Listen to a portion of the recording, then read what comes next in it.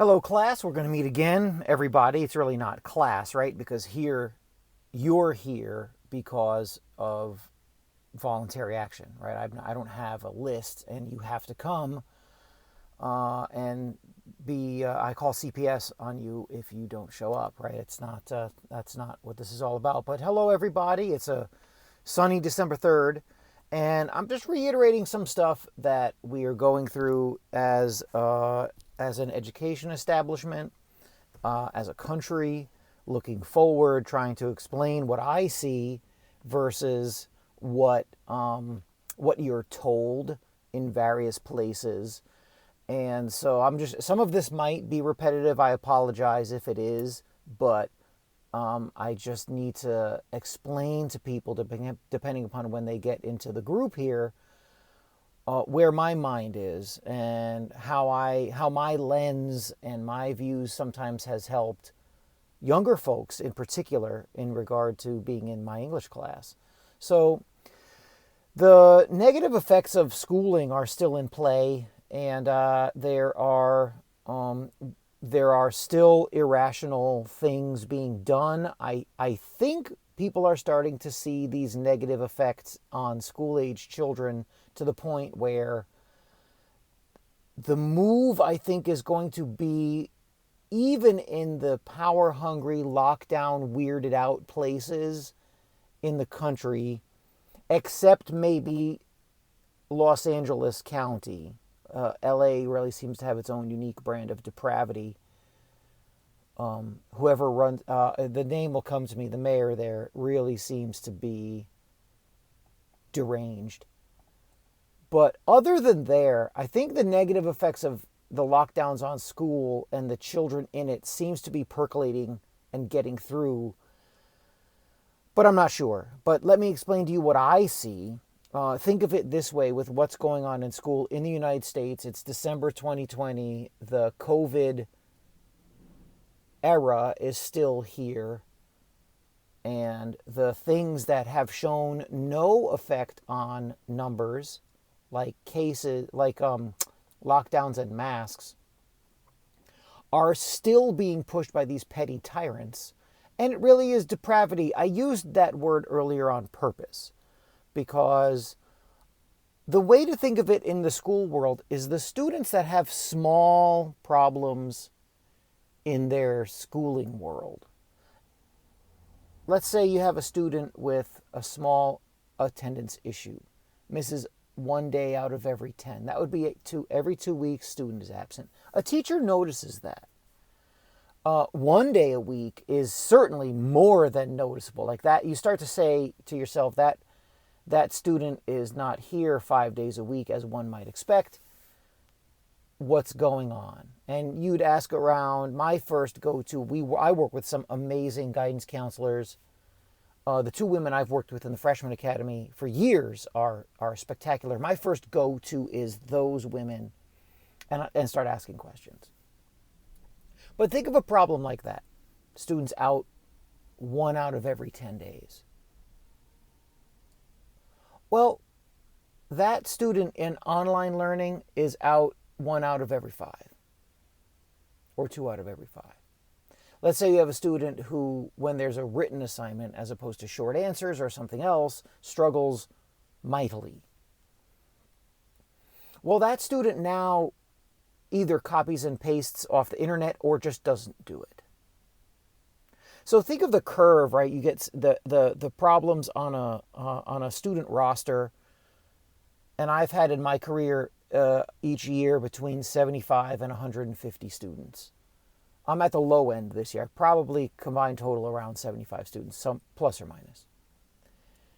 Well, now those small problems get exacerbated so quickly that the most at-risk students, it's terrible. The grades, terrible. The attendance, terrible. So I work with the highest risk students in the afternoon, and that is a complete mess. That the performance there is an utter disaster in terms of, well, because the first one is the student involved with school itself or learning itself. Or what happens sometimes is you'll have a teacher, not necessarily myself. I've had students in other teachers' classes explain like, oh, when I was in so-and-so's class, I really got into this topic and it changed a lot and I was able to present my thoughts.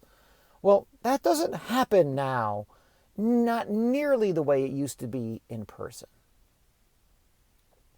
There's just not the same vibe. There isn't the same feel when you're talking to a screen and they're looking at you through their screen, usually on their phone. I mean, picture a teenager on the phone.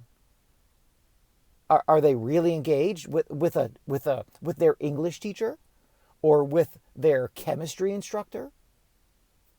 No. I mean, I started my Zoom class Tuesday at 9 o'clock, as I always do, and one girl had her camera on for 40 seconds, and she was in bed. The headboard was there, the poles and the pillowcase, and she was on Zoom in English. She was there. She was on time, but she wasn't at a desk, focused, heart rate going the right thing. No, she turned on her phone at 9 o'clock to Zoom call English class. And she's not a bad person. She's a halfway decent student. But is that the mindset? Is that what we're doing? So, we talk about teaching and learning a lot, but is a 14-year-old learning anything? Lying down in bed, not even gotten feet on the ground yet, in English class? And I'd like to stress, this young lady is not a bad student. Halfway decent performance. Picture the at-risk students who really they're just not into school or really much into learning or necessarily much of anything academic related in any way. They're gone. They're done. They're not playing ball. A lot of those students are going to age out, and you're going to wonder why. Again, this ripple effect is going to happen to the point where you've got people who are causing problems. And you also have the negative effects of depression and wayward behavior already starting. Suicide rates going up, drug use going up, disaffection going up, all the depression-related, despair-related things. Now that curve, right, it's been, you start adding in markers of negativity, the curve goes up. Well, now again, spiking. And what do our overlords do? There's new. I saw news. I think it was on Zero Hedge, L.A., Los Angeles County, talking about another round of just hardcore lockdowns. Cases are up. Got more cases. We've got to lock people down, right? We can't stop this thing unless we lock them down. Well, wait a minute. Weren't people locked down in March, where we had to hashtag stop the spread, hashtag flatten the curve? If it didn't work then, and 88% of Americans are complying with the mask mandates, what's happening? Why do that again? If it didn't work before, what's going on? Something is going on. This is not. And it could be as banal and easy to note as, well, politician's gonna politician, so they want control and they're geeking out on the power trip and they want to tell you what to do and they enjoy forcing you to do as you're told. Yeah, maybe. I'll bet you there's some of that there, but something else is up. And I'll end with a bit on. I'll talk a little bit more about school and the zeitgeist there, and then to small business. Because I see this up close. I want you to remember from this day forward, as a reply, when you hear someone talk about how they're for at-risk youth, and sometimes that's code for the black community or the immigrant community, and sometimes that's code for the legal and illegal immigrant community. When you hear someone say that, and I'm going to do this from this day forward, I'm going to ask, what was your what was your take or place, or what did you advocate for during the COVID era? Were you saying close and lock down and stay home? Were you telling people who want to work that they can't? Same thing with the left. And I don't mean progressive liberals who shill for Joe Biden and Hillary Clinton. I'm talking about the real left. And because a lot of the real left is saying the right thing. And they're saying that the working man, that could be any ethnicity and race you want, and any style of legality, illegality, undocumented, documented, all that stuff, you could say, and you can easily find that the working man is getting destroyed. So when you hear someone say, oh, we're looking out for the working man, we're looking out for at-risk youth, really? Because I don't see it. It's now December. This whole thing, this whole game got started in mid-March.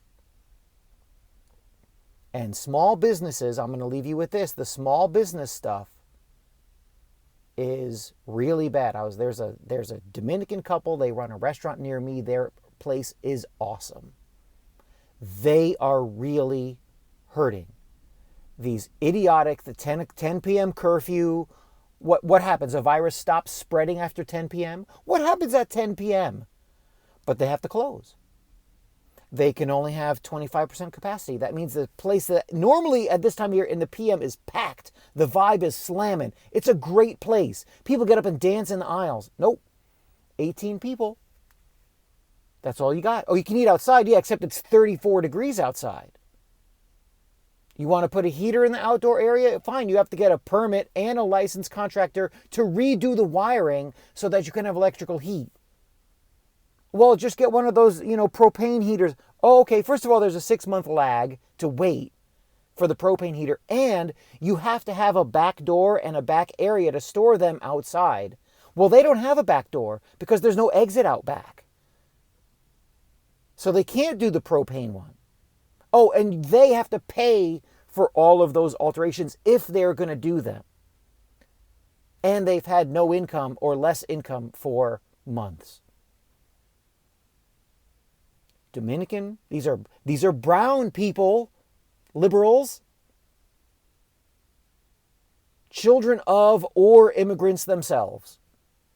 Right down the street, right over there. You can walk there from here and you'll be there in 3 minutes.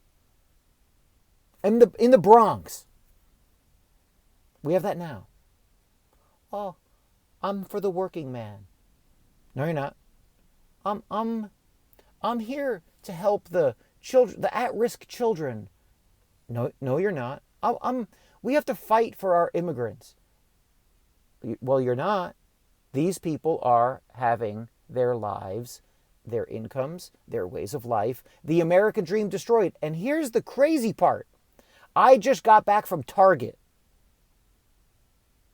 No one takes your temperature. The restaurant down the street, you have to get the temperature and you have to fill out a chart or like a list, name, phone number for contact tracing. The staff and the people who come in. You don't have to do that at Target. It's just a wall of people coming in and a fire hose of humanity on the way out. Target's doing very well. Amazon is doing very well. Walmart's doing very well. Have you seen what's going on with their stock price? Beyond Meat is doing very well. Beyond Meat is sold at Target. I just saw it. They're making a killing. The flow of money that CARES Act, biggest upward flow of American dollars upward to the elite in American history. But my daycare, my wife's project, her baby, on life support. Great restaurant. And there, I'm just using that restaurant as an example. There are others. There's others that are struggling or closed. They're hurting badly. And what's the answer from the sheeple? Oh, COVID. Cases are out there. It's bad. It's a real thing. Okay, so why hurt regular people? They have systematically, for the last 7 months, done everything possible to destroy small business, to destroy the American dream. And big box stores and large corporations are doing great. And this isn't for this talk, this isn't for this lesson, but will be later. If Biden comes in January, you can already see the military industrial complex, prison industrial complex, open border types are already licking their chops. They don't want the open border because they care about Mexican people or Hispanic people.